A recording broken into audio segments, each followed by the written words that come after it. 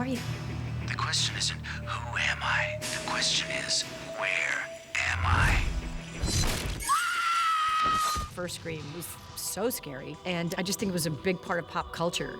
I just remember how much fun it was seeing it the first time. It's got everything you want when you go to a movie. It's funny, it's scary. I'll be right back! I just think it created so many iconic moments and iconic characters that it's just timeless. The first film for us was like going to summer camp. We knew we were part of something that felt like it was on fire. You know, there was something special about it. We had no clue, really, of the success that this movie would have. It's kind of an interactive film in that anybody who's a part of the audience is making active guesses as to who could possibly be the killer. You're not scared, are you? For me, it made me want to get into filmmaking. Me and my 3 roommates in college would have it on loop on VHS that was just playing the entire time. Not only was it a commentary on horror movies, but the characters were all so well written, so well acted, that's probably why its legacy has lasted this long. It stuck with me in a really profound way, and we're just honored that we get to be here and get to be a part of that legacy.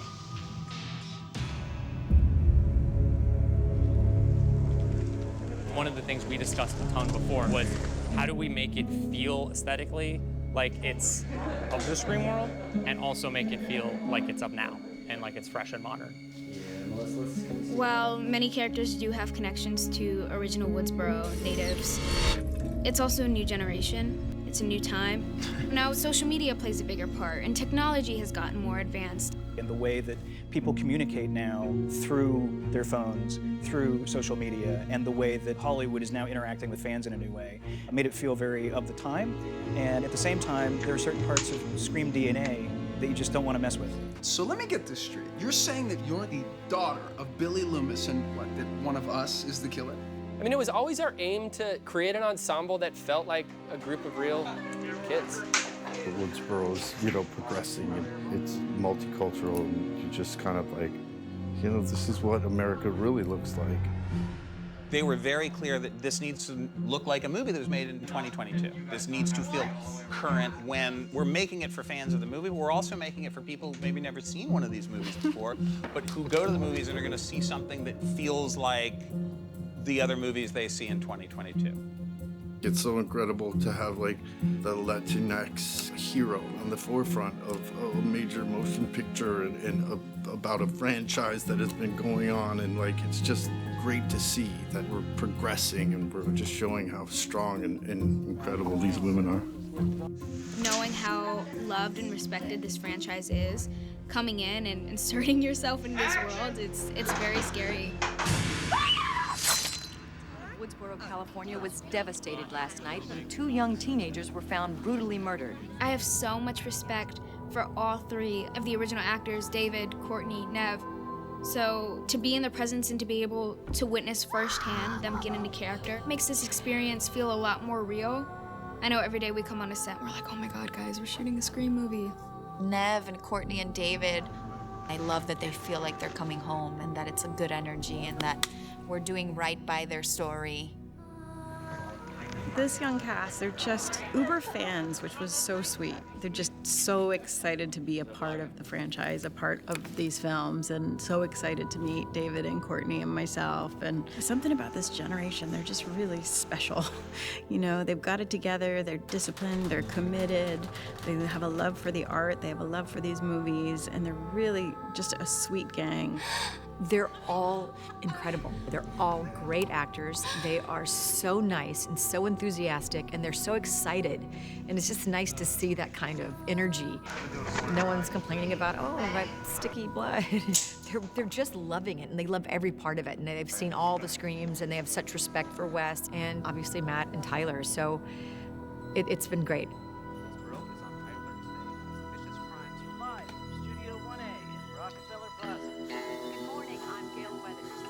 It's been 10 years since Scream 4, and things have changed.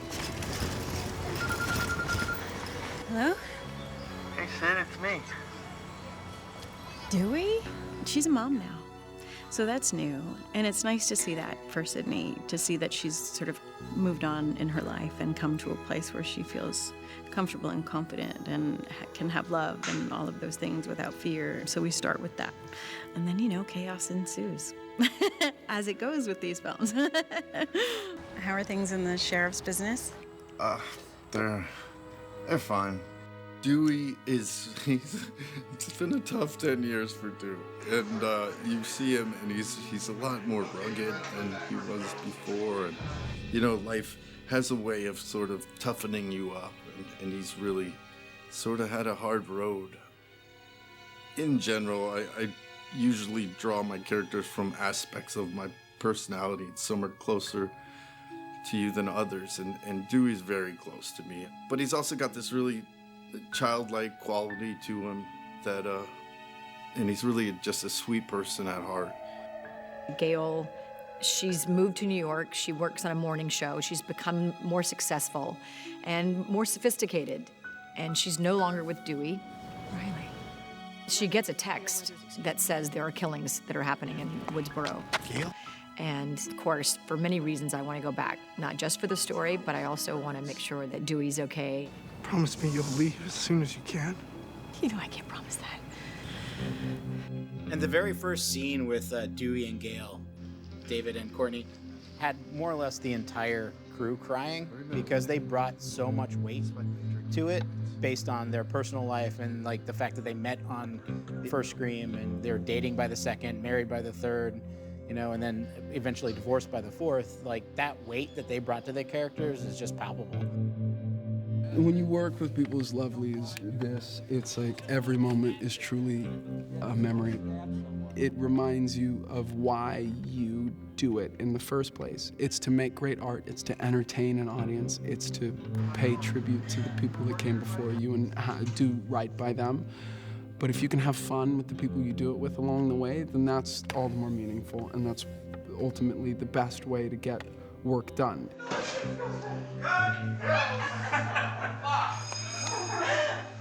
was too enamored, enthralled with Ghostface.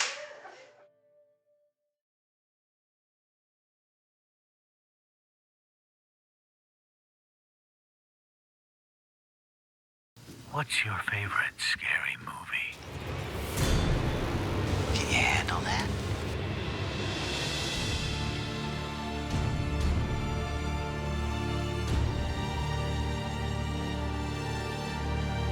We all go a little mad sometimes.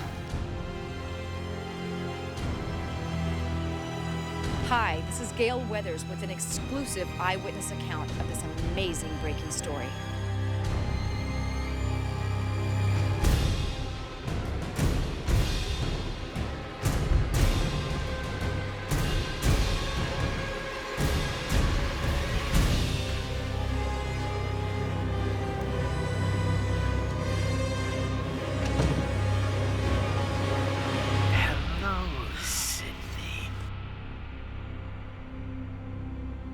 This film is a story that brings new characters into the mix while also touching on and paying respects to what came before. It's a baton pass, ultimately, from one generation and one legacy to the next. I think trying to live up to the legacy of the movies before, honestly, is a labor of love for us. This movie really is just paying homage and paying respect to this amazing love letter to cinema that Mr. Craven had laid down prior.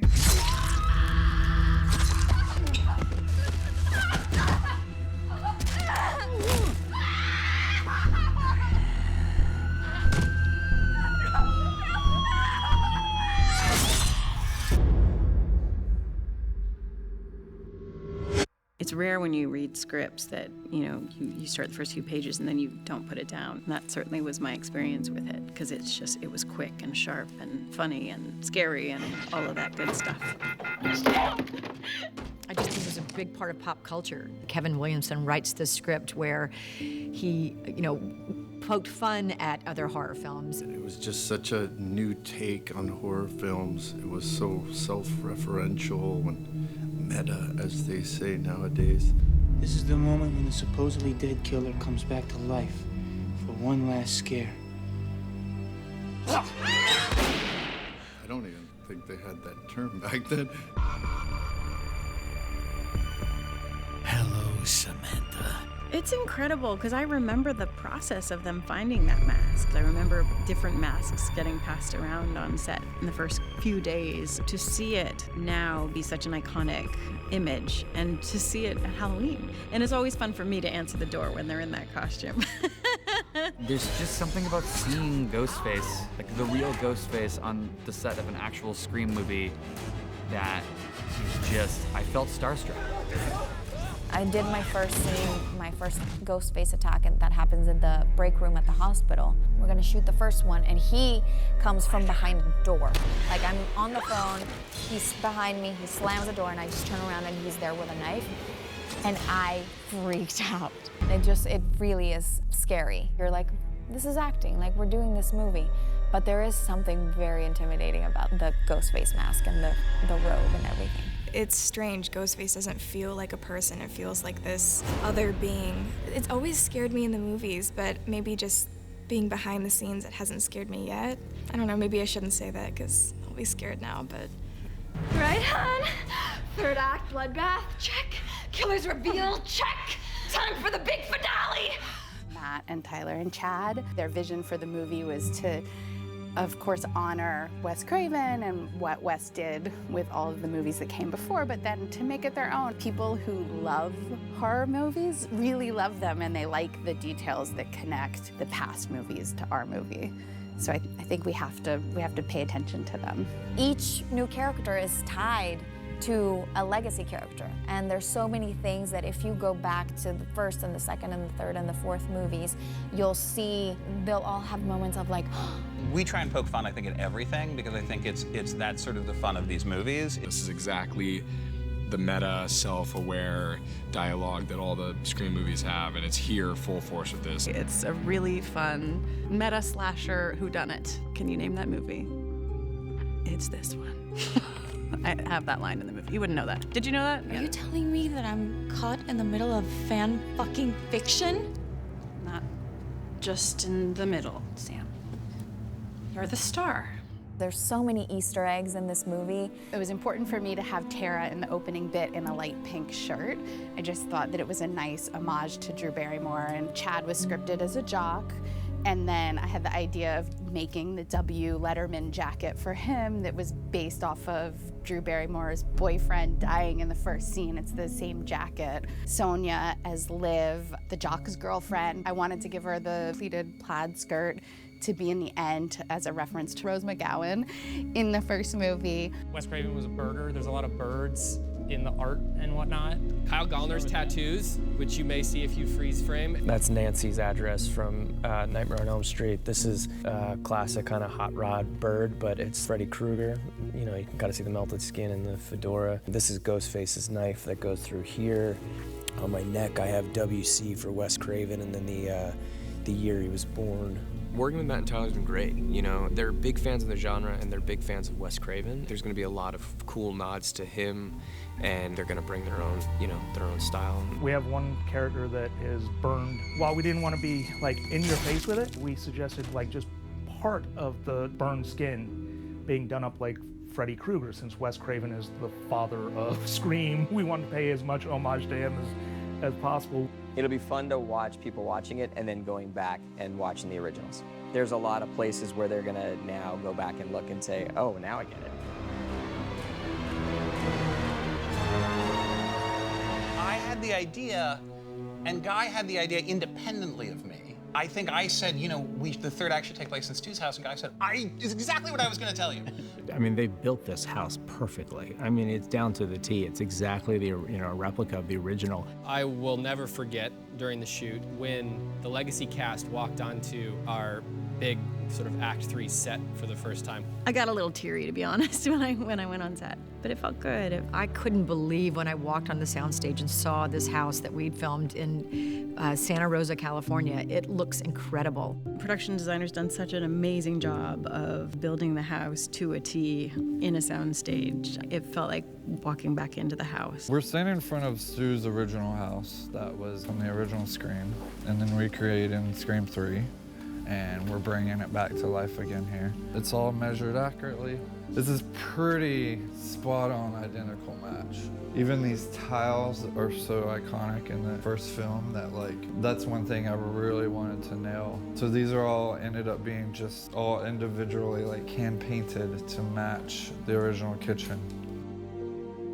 I got to be in the kitchen from Scream 1, kind of giving my killer monologue, as one would say, and I got to do it for Sidney Prescott herself, which was absolutely insane. And not only for that, but a few days prior to that, we all met at the stage where the house is, and we watched the original Scream on the lawn of the house. And so we were watching the first movie, and then we just had the house right there, and it was just one of those moments where I'm like, wow, we're doing this. I mean, I have to pinch myself, and that was one of those moments of wow. We're really just so grateful to be there, and hopefully we really do it justice.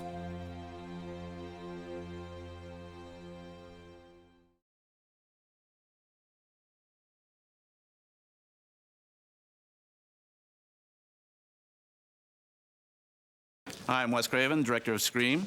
It's a good day for a murder, don't you think, with a few hearty laughs thrown in? Hello, Sydney. When Scream came out, it was such a unique film.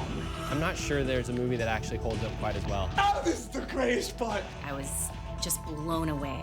I just remember seeing it the first time and being like, oh, that is the exact experience you want when you see a movie. Wes Craven created a brand new genre. There are certain rules in order to successfully survive a horror. That was the beauty of Wes Craven. He knows the genre inside and out. I mean, he knew how to tell a story, and it all comes down to that, doesn't it? Anything else you want, Wes Craven, director of this major motion picture? I might start crying when we started talking about Wes. I felt his energy and a lot during this filming, and just thinking about working with him a lot and thinking about all the amazing times we had together. Every cast member from the original movies, when we talked to him, the first thing they would bring up was Wes and the kind of family that he created and how much they all loved him. They have told us just all incredible stories about what a genuine person he was and what a talent he was. I mean, you can see it obviously in his work. He's one of the few directors who, in 3 different decades, had 3 different huge genre-shaking hits. Took into consideration people's love for horror films and understanding, and it really gave the fans a voice.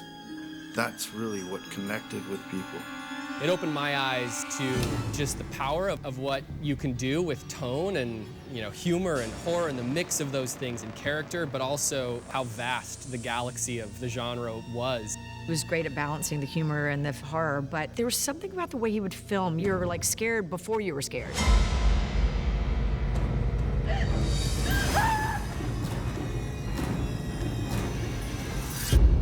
But he always kept things grounded. Grounds it with the people he casts, he grounds it with the music that he puts in it, he grounds it with production design and editing and sound design. So he really brings all these pieces together and makes sure it's believable. Wes had this unique ability to make you really care about the people who you were on the ride with. Some horror directors just get involved in the gore and you don't really feel engaged with the characters. But Wes managed to do both. He is an incredible director, but he's also an incredible human, and it was literally life-changing for me. He had a twisted sense of humor, and he had a sweet, sweet soul. And you always think of him as the king of horror. He is so silly. Would you call me? Not you, Fred. I remember the first time that I had to really scream, and I just remember saying, well, Wes, what does it feel like when someone... He's like, Courtney, I don't know, it's never happened to me. That was it. He had such a great sense of humor. You would never believe that this guy made these frightening movies, but it is a testament to sort of who he was. Got to watch Wes, watch an audience watch his movie, and he would be sitting there like this. He'd be watching, and he's like, and they'd laugh, and he'd be like, ah, and they'd scare, and they'd jump, and he'd get this, So he was just this really incredible person, but to see him enjoying the experience of scaring an audience was really something I'll never forget. I remember this moment when I was sort of trying to find a level of fear in the last sequence in the first film. And Wes just came up and he whispered in my ear, he said, imagine you have like 1,000,000 bullets ricocheting through your body. And then he walked away. And it was just little tidbits of that kind of energy that helped. Yeah, you're starting to sound like some Wes Carpenter flick or something. It was my first film. I was just a kid, and he was such a lovely, kind soul, and he sort of brought me in under his wing, and I got to sit right there next to him and ask all the stupid questions that should annoy anybody.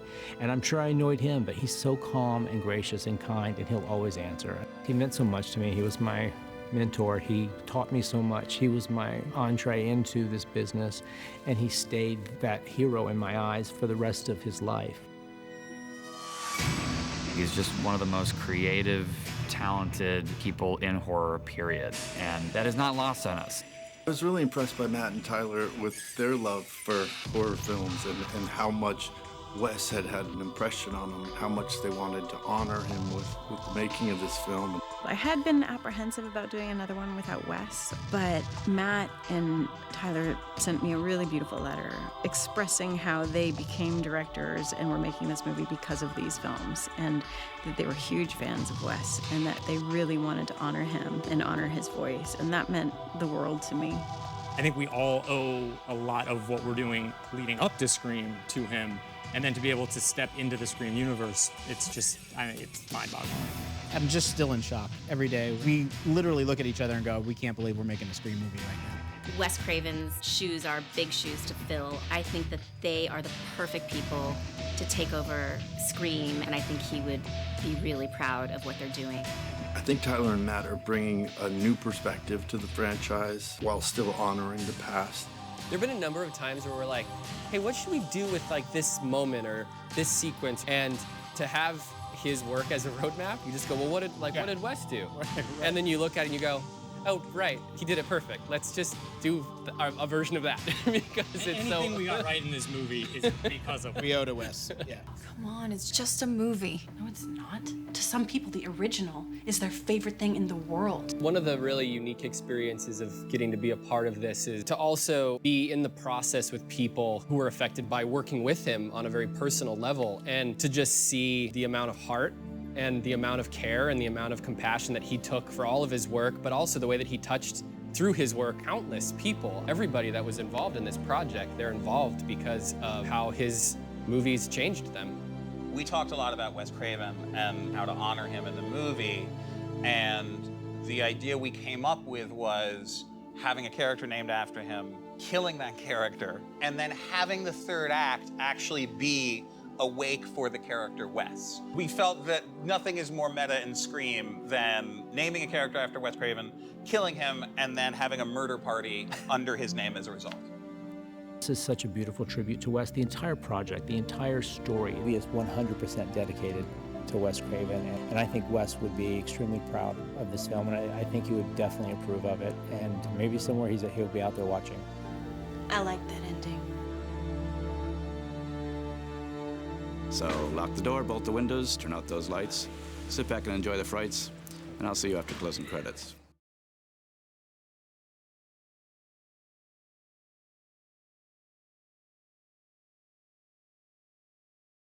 Hey, Vince. Come on, you don't want to hurt anyone. Leave these kids alone and come have a drink. Fuck you, Ryan. Let's go. Come on. Hey, ow. Hey, what are you doing with Hey, yo. What the fuck is wrong with you, man? Get out of here, I'm calling the cops. Go.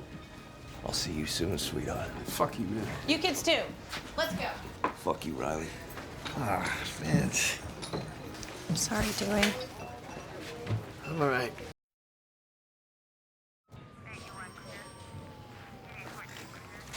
Dewey? You know why you're here? Vince Snyder got murdered right after he used my head as a piñata. Couldn't have happened to a nicer guy. Where'd you go after you left the bar? Don't worry, Judy, I didn't do it. I walked home, my neighbor saw me.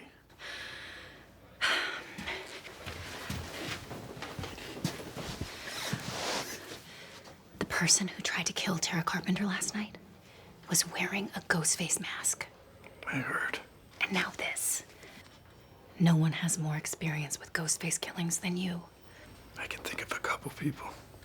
What I'm trying to say is, I could really use your help, Sheriff. Sheriff, there's been another Ghostface attack over at the hospital. Good luck.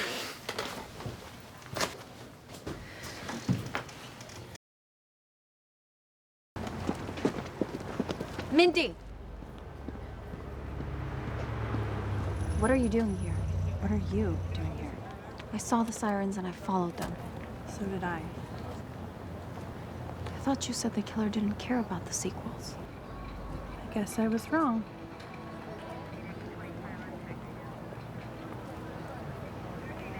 Maybe you weren't. Maybe this is a diversion. How do you mean? You know, like in the movies, when the villain does something to draw attention away from his real plan on the other side of town.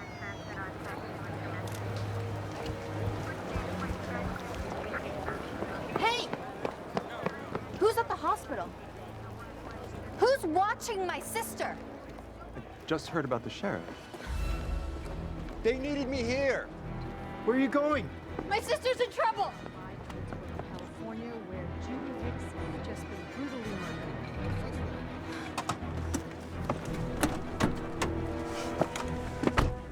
What are you waiting for? Drive!